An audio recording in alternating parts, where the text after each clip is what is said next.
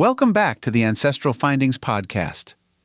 Imagine it's the early 1930s, and you're gathered with family or neighbors around a small wooden box that fills the room with the voices, music, and stories from far beyond your hometown.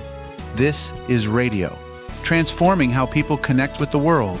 Just as smartphones and social media do today, radio was a groundbreaking tool that brought the outside world into American homes, creating shared experiences and a sense of belonging during one of the nation's most challenging times.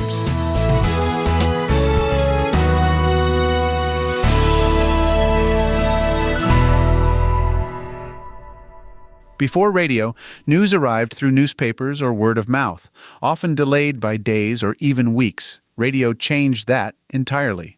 For the first time, Americans could hear real-time reports of world events, live music, sports games, and political speeches. The nation felt smaller, and people could learn about events across the country as they were happening. This connection brought a sense of immediacy and relevance to current events. Whether it was a baseball game broadcast live, a concert straight from New York City, or a political rally. Suddenly, news wasn't just a story in the newspaper. It was a shared experience unfolding in real time that everyone could follow. Radio connected Americans in a way that was unprecedented, giving everyone, from farmers to city dwellers, a sense of being part of something bigger. Radio also reshaped politics, creating a direct line from public figures to the average listener. While President Hoover used the platform, it was FDR who truly understood its power, especially through his famous Fireside Chats. Speaking directly to the American people in a warm, conversational tone, FDR's radio addresses offered both comfort and clarity. People felt as if the president was in their living rooms, addressing them directly. A new and powerful experience. Imagine the impact. Americans didn't have to read about the president's plans. They could hear his voice, feel his reassurance, and believe in his hope for the country's future.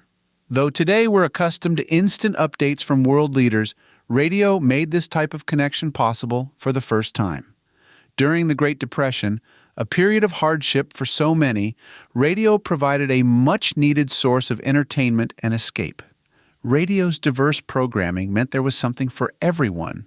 Shows featured jazz, big band music, variety programs, comedy skits, and dramatic serials that brought stories to life in listeners' minds. People could follow thrilling episodes of detective mysteries, laugh along with comedians, and keep up with cliffhanger dramas. Families often gathered together to listen, and those without radios would sometimes join neighbors, making radio a shared community experience.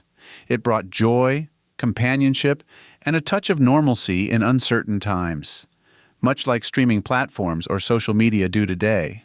Beyond connecting Americans to each other, radio broadened their view of the world. Listeners could tune into international news, hear about cultural events from other countries, and feel connected to distant places they might never visit.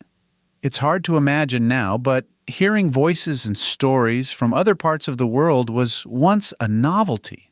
For many, radio provided the first real glimpse into life outside their communities, sparking curiosity, cultural awareness, and even a sense of responsibility toward the world.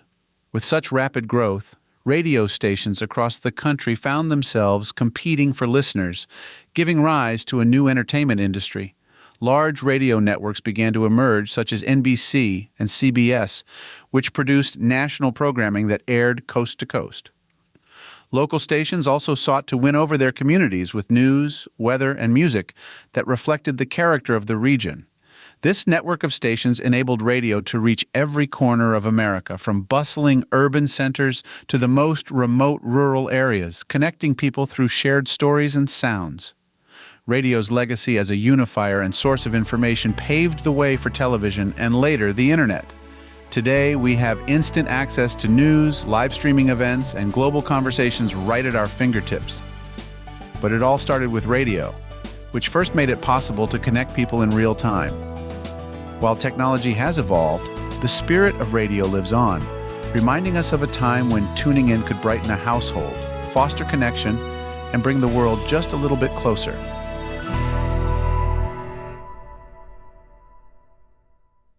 Thanks for spending time with me on the Ancestral Findings podcast. I always enjoy sharing these stories, tips, and discoveries with you. If you haven't already, head over to ancestralfindings.com, where you can download a free genealogy ebook, request a free lookup, and of course enter to win the next book giveaway. It's been an incredible journey together since 1995, and your support through these past 29 years means more to me than words can express. I'm so grateful for this wonderful community of genealogy enthusiasts who continue to inspire me every day. Keep up the great work on your family history research, and may your next find be as exciting as your first. Thank you again for being part of this journey, and as always, happy searching.